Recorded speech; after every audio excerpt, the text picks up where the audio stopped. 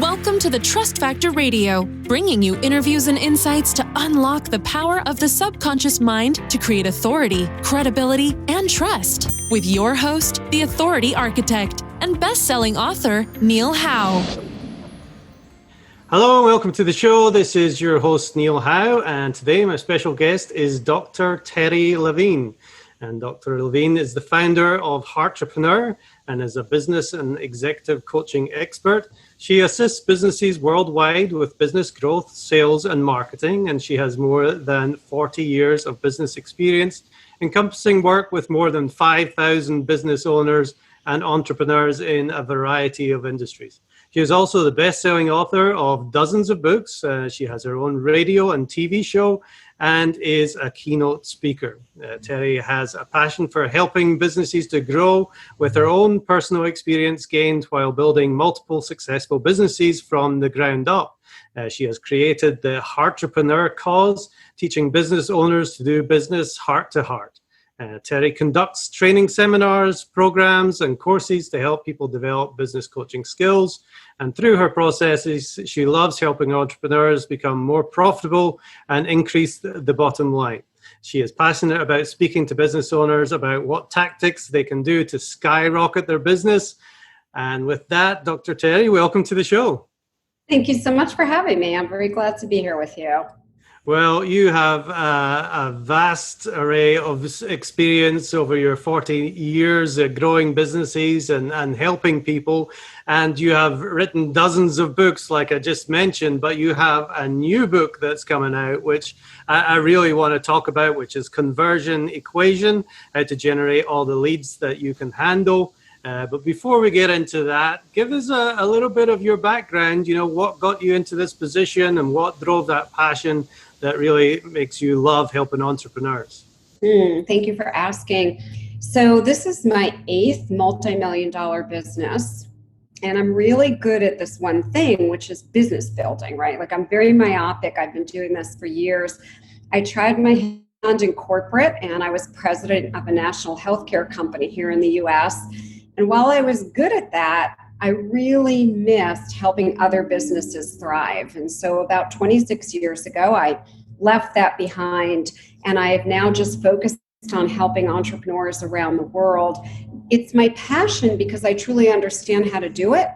And I've done it in 444 different industries. What I really get is that most people are doing marketing all wrong. And I have a mission to fix that, and that's my Heart-repreneur cause. Yeah, there's so many different things that you can do with marketing. And then, of course, there's so many different people that you can listen to.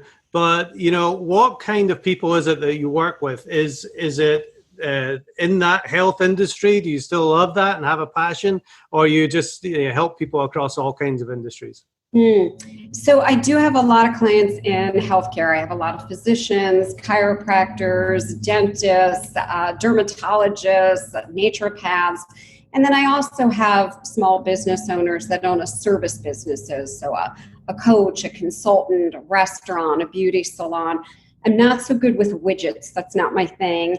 And as a Heart-repreneur, what I want to do is help your business expand so you help more people. So by helping you, you get to help more people. So the business has to be something that is heart-centered, really makes a difference in the world. So we talked about there's all different kinds of marketing that people can do, but what do you say are the big, 1 or 2 problems that people have with marketing? Well, the biggest problem is that people are marketing at people. And what I mean by that is they're just putting their messages out ad nauseum, which are, buy from me, I'm great, buy from my company, we're great. And that doesn't get people's attention. So that's mistake number 1. It's the biggest mistake. And mistake number 2 is people think that marketing is advertising. And so they're throwing a lot of money on various platforms, whether it be pay-per-click or Facebook, whatever it might be.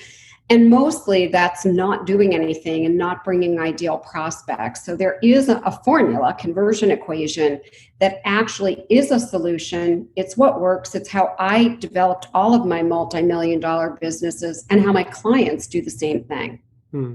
So before we get into talking about the book, which I'm really excited about because, a lot of what I do is all about that conversion as well and getting a little bit of the personality of the person behind the business. So I'm excited to talk about that. But talk to me about the heart to heart part and what, Heart-repreneurs is. So I was really disturbed in the world of business for a lot of years that everybody in business seemed to be treating people as a transaction. They would go hunt for someone, they'd bring them on, ka-ching, the cash register rings. They wouldn't focus on helping that person. They'd be looking and hunting for someone else. And I was really disturbed by that.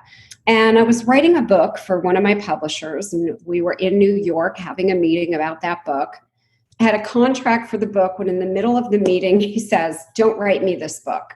I'm like, "What?" And he said, "Terri, I've known you for 11 years, and I want you to write me a book on the way you do business. You're a heart-repreneur." That's the first time I'd ever had anyone use the word.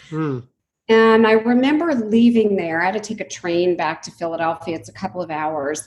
And the whole time on the train, I'm like processing this. And by the time I got home, Heart-repreneur resonated with me. I literally branded it. I trademarked it. I changed the name of my company. I got a logo because Heart-repreneur stands for doing business authentically, transparently, and in integrity. And it stops that transactional, let me just get another sale approach. And that is really what I stand for. I want to disrupt the way people do business today. That's Heart-repreneur. Great. And, I talk to a lot of people. I've done hundreds of interviews with business people, and a lot of the messages that I hear are, it's not about the dollars. It's not about the making money. It's about making a difference. Do you see that across the board with some of the people that you see? They're too focused on maybe making the money, and when they change to, actually making a difference in people's lives, that they have more success that way? 100% see that. So most of the clients who've come to me over these years come from a transactional background. They may have been taught through courses, through training, through other mentors, coaches, consultants that, the magic bullet is just go get more money, go get more money. And when they slow that whole process down and they really start saying, how can I be of service? How can my messages just help people? How can I make a true difference? And allowing sales to come organically, not only have their businesses grown exponentially, they actually feel like they're making a bigger difference in the world. And so they're more satisfied with what they're doing. And that's what I'm here to do. Definitely. It's definitely about building that trust. And the more trust that you have, the more likely people are to buy from you, which is part of the conversion process. So talk to me about the conversion equation. What problem is it going to solve for those clients that you serve? So as I started watching clients over the years, and I've worked with about 6,000, what I started to notice is they really didn't know that there was a formula for marketing. And so a lot of things they had learned about marketing were all wrong. And many of the things went out in the 70s and they were still trying to use the same things.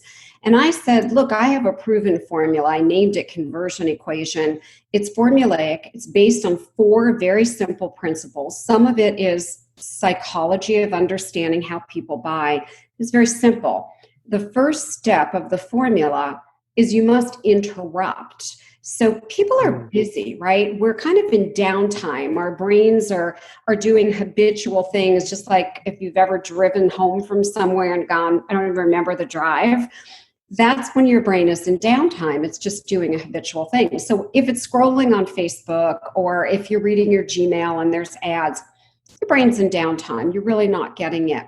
So you must have a message that interrupts and actually interrupts your ideal prospective client, patient, or customer, not just anyone. So part number 1 is interrupt is the first part of the formula. So now you interrupted someone, their brain goes into uptime, all subconsciously. It'll go right back into downtime unless the second part of the formula is engage. Unless the brain finds something to engage with that's either really familiar, or really unusual, or solves a problem. So if, I want to lose 10 pounds and your message got my attention and interrupted me, now instantly you must engage me and say something about how you can back up the claim that you just made. So that's the second part.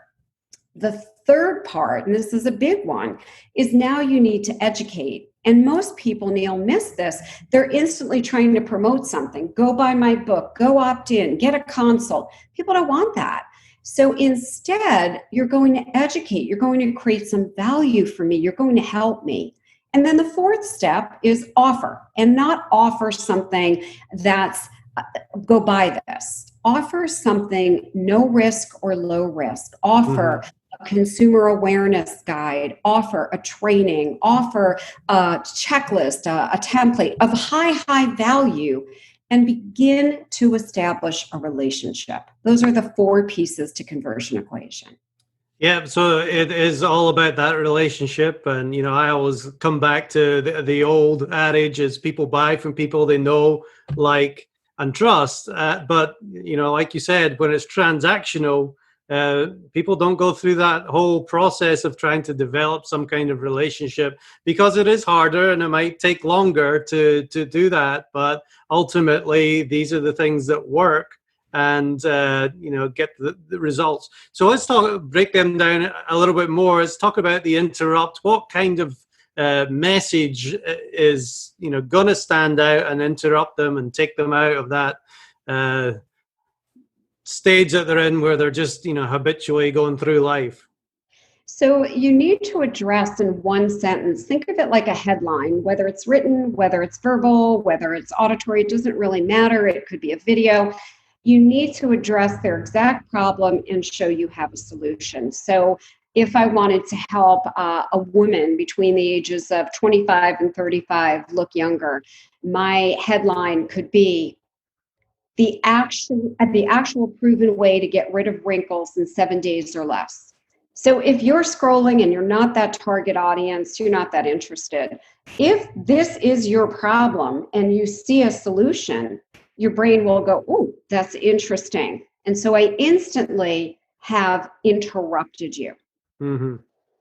Okay, so once you have that interruption, the engage. How do you engage? Do you start with a story? That's usually a good way to engage somebody. I think of engagement more as a sub-headline that backs up your claims. So I might then say, this formula has been proven to work on over 2,000 women just like you and has a 100% unconditional guarantee. You have nothing to lose.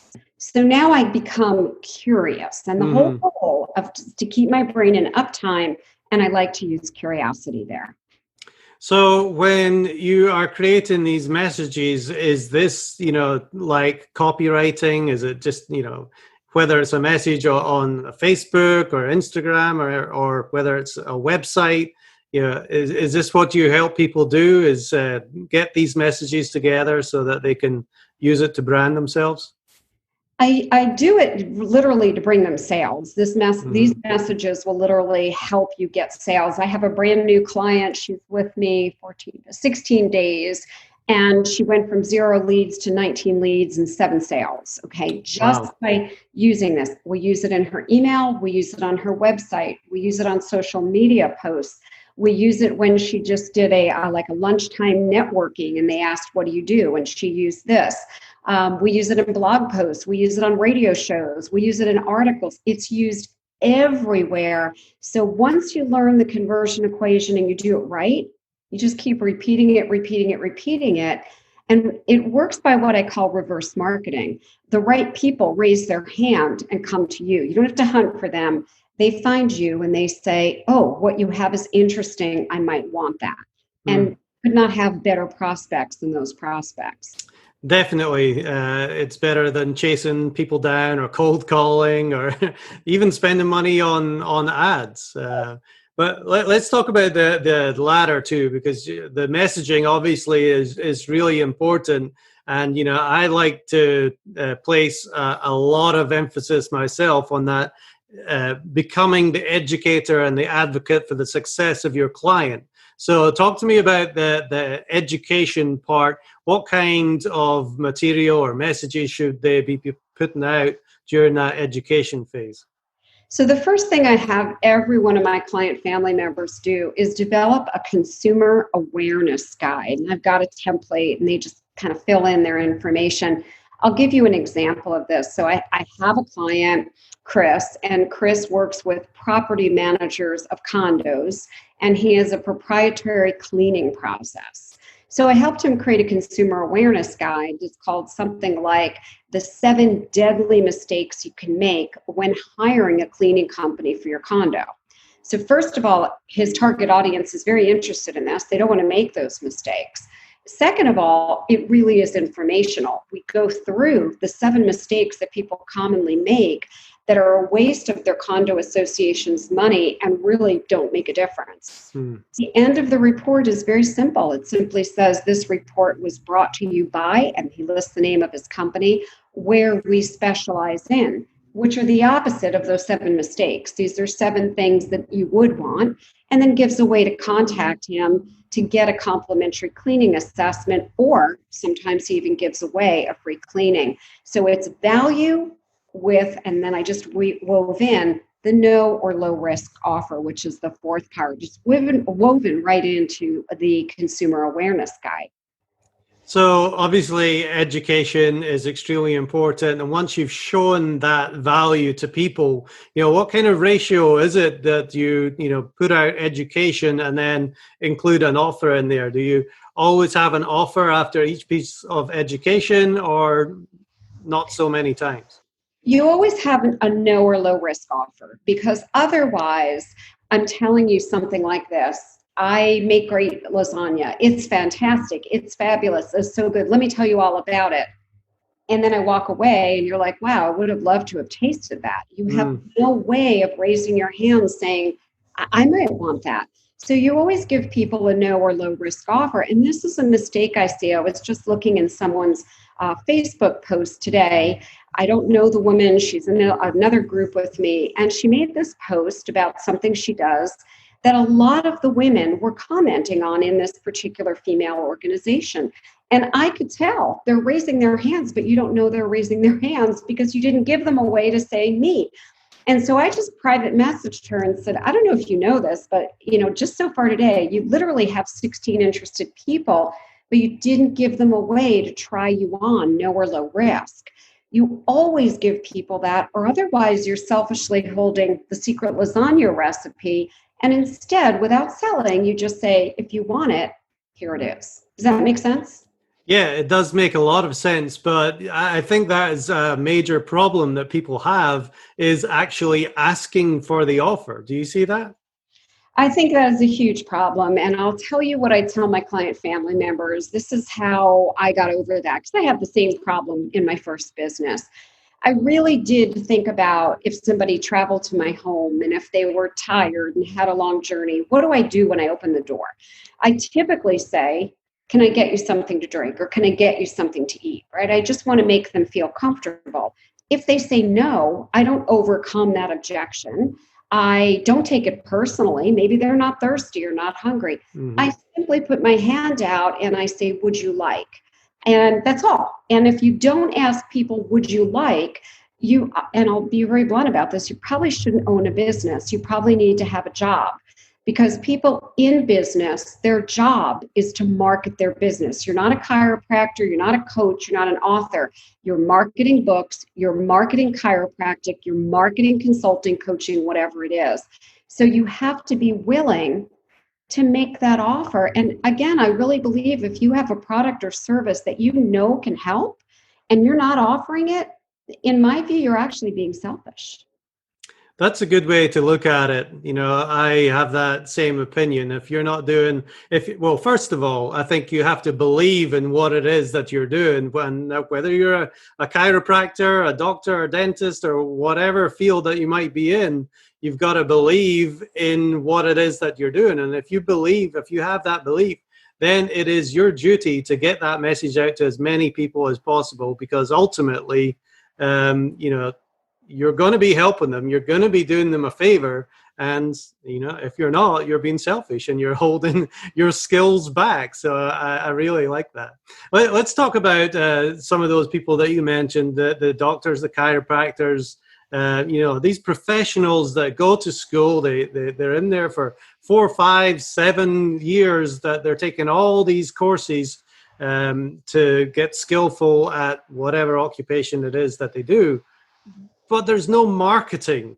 There's no marketing there, and that's the number one thing in business. Do you just see a lot of people that have no idea how to do this marketing stuff? Oh, I see that all the time, and I relate to them because my first degree was a master's degree in speech language pathology. So you come out of school after 6 years. I opened my own clinic, and I'm sitting there going, how am I going to get patients? Where are they going to come from? I had no training. I had to figure it out on my own. And the first business that I owned, man, that was tough. I finally got the business to $1 million, but the lessons I learned, the time and the energy. What I see every single day are people that talk to me that are wasting their time, energy, and money on marketing that doesn't work. Their messages are not good. Their content and their education is not hitting the mark.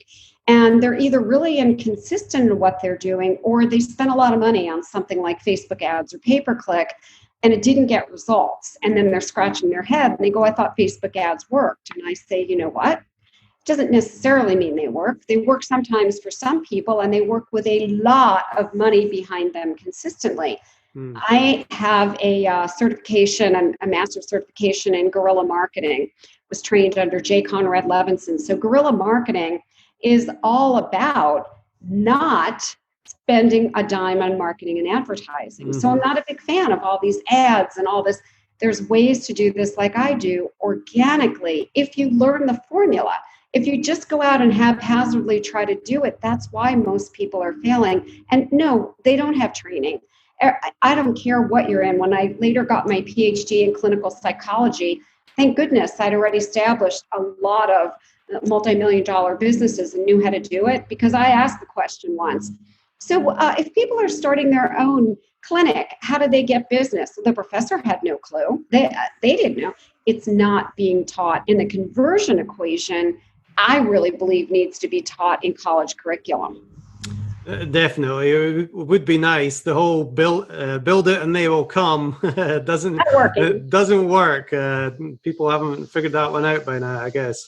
You think it would be part of the college curriculum, but sadly, it is not. Let's talk about the people that are actually running the business. I know a lot of people are running the business think they just don't have time to do this marketing, and they always hire it out to somebody else with varied results. What's your opinion on that? Should they be doing this marketing themselves? Great question.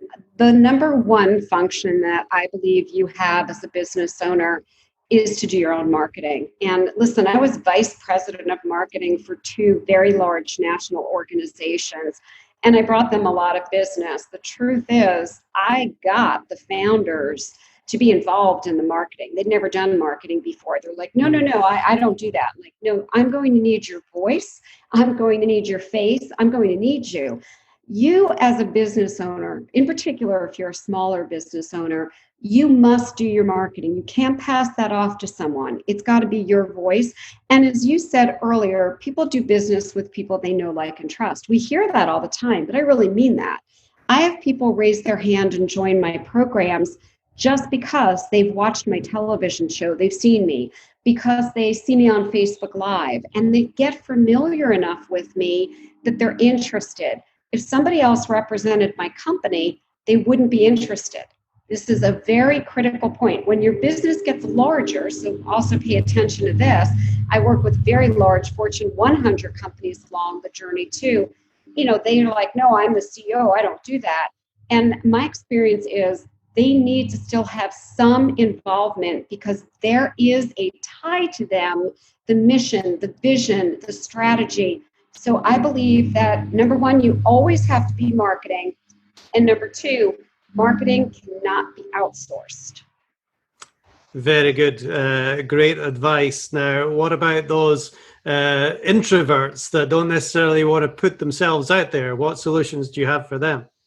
So one of the people on my team, she's probably the most introverted person I've literally ever met. I really mean that. She used to get really nervous if there was a camera in the room, video. She does speaking with me, and she used to want to hide in the back. And I basically said to her what I would say to any introvert. Choosing to be an introvert is a choice. It's a subconscious choice. It may shock your audience and may shock you. I am actually an introvert. That is my preferred style. I prefer to be alone. I prefer to be in quiet. However, I understand that if I own a business, I must be the persona of the business. Now, you don't have to be my personality. You can be your own self. You can be quiet. You still have to be willing to be the voice of a business. And just being blunt, I would say to someone if they said to me, yeah, well, I never want to put myself out there and I want to create a business.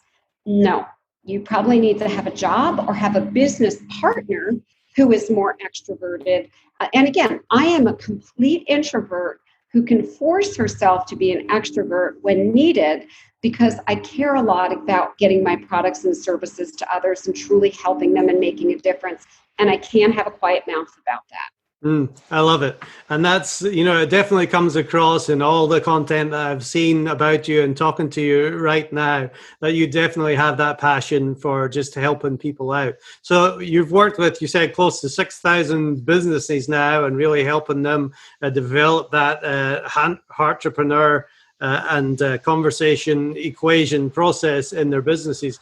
Are there any that really stick out? Tell me a little bit about them, what position they were in when they came to you, what you were able to do for them, and ultimately what the outcome was for them.